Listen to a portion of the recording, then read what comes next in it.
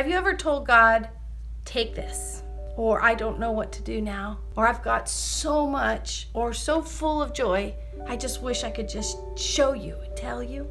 Wouldn't it be great if it was a time that we could just sit with the Lord even more than reading a scripture or sitting quietly, contemplatively praying? Hi, I'm Lisa, and this is the Catholic Marathon Mom Channel, a place for you to come to renew your spirit so that you can discover new purpose and transform people's lives. Us mamas go from caring for little babies all the way up to letting our kids go out of the nest. It's huge change in life, huge change in roles. And I've often found myself wondering, what do I do? What do I do in the situation with my little ones? How do I survive knowing that I'm nowhere near my big ones who are in another state and my grandbabies are far away?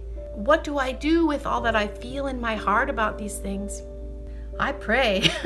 I pray the rosary every day for my kids' vocations and their spouses' vocations and grandkids. But I also have a very special, very important place that I go to with my family at least once a week because we've signed up to go, and that's Eucharistic Adoration. Maybe you've heard of Eucharistic Adoration or PA, Perpetual Adoration, and maybe you've been, and if you have, give me a thumbs up in the comments below because you know what I'm talking about.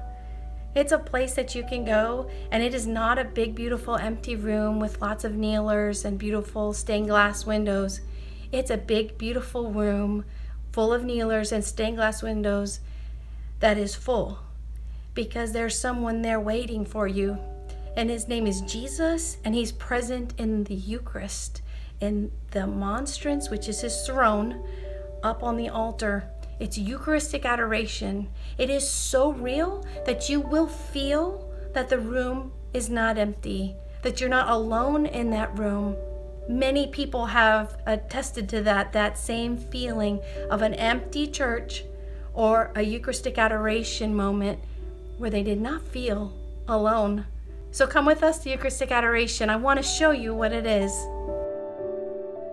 When you just enter the doors, on the left and right side of the doors are holy water fonts. That's water that's been blessed by the priest, and we bless ourselves in the name of the Father and the Son and the Holy Spirit. We enter in, and up ahead of us we can see in the beautiful monstrance, his throne, the Lord. After blessing ourselves with holy water, we kneel and bow because we are on holy ground.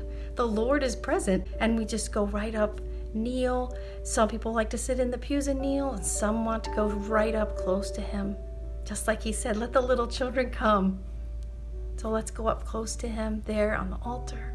He humbled himself, and he said at the Last Supper, "This is my body."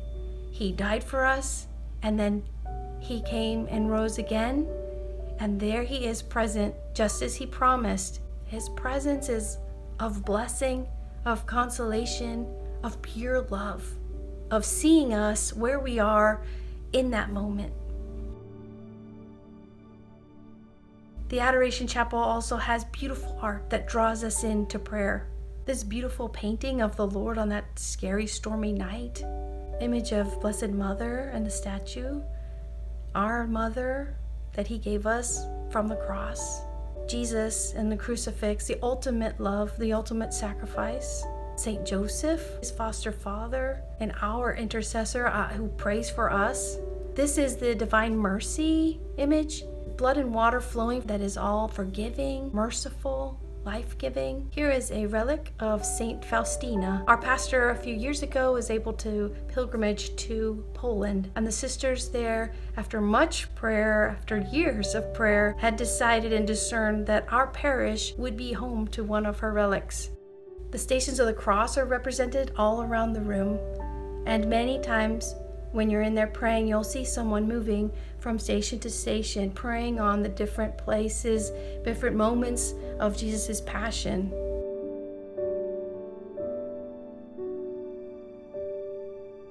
And then when you're done praying, you kneel again and always say, "Thank you, Jesus, for being there for us." And then go back to your daily life and back out into the world as he sent his apostles out and disciples out. Then we go back out into the world after having a powerful encounter with the Lord. So many times I've been to adoration with a laundry list of things I wanted to pray about and found myself silent, knowing that he was looking at me, knowing that he was seeing me. And my questions and my list just kind of fades. He's so good, and he waits for all of us in the Eucharist, in Mass, moment to moment, in the Holy Spirit present always, but very specially in Eucharistic Adoration. This week, I challenge you to look up a parish in your diocese that has Eucharistic Adoration and make a plan, put it in your schedule, and go. You'll be blessed. He's waiting for you. Click over here and you'll find more videos to help renew your spirit so you can discover your new purpose too. God bless you.